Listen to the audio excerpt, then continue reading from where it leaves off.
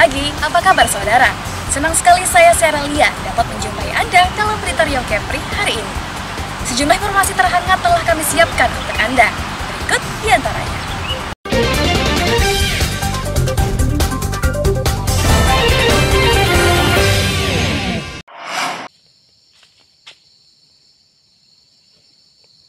Dibawa anak-anak guys. Tunggu jenduk lah. Puluhan hewan ternak berupa kerbau mati mendadak di Desa Kopah, Kuantan, Sengingi, Riau. Kerbau bergelimpangan di perkebunan sawit dan di kubangan. Diduga hewan terjangkit virus sapi ngorok atau Septicemia epizootica. Ciri-ciri hewan yang mati dengan mulut mengeluarkan busa berlebih dan bentol pada bagian kulit. Sebagian hewan ternak yang terserang tidak bisa disembelih, sehingga menimbulkan kerugian pada peternak.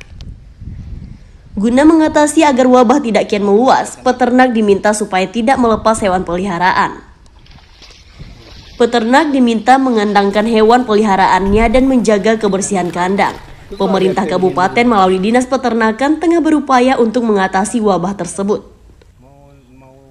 Kita minta kepada Pak Kadis Bunak dan dokter membawa sampelnya ke labor.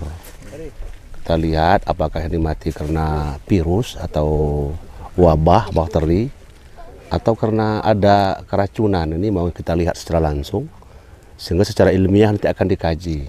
Karena memang kalau ada penyakit ngorok yang dikeluhkan oleh masyarakat, ngorok ini yang mau diperiksa, ngorok karena bakteri atau kena keracunan makanan.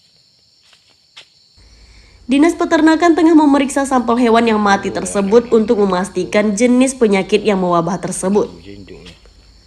Untuk langkah awal, semua ternak yang tersisa akan divaksin secara massal. Ahmad Dison dan Mutriaka Caniago melaporkan dari Kuantan, Sengingi, Riau.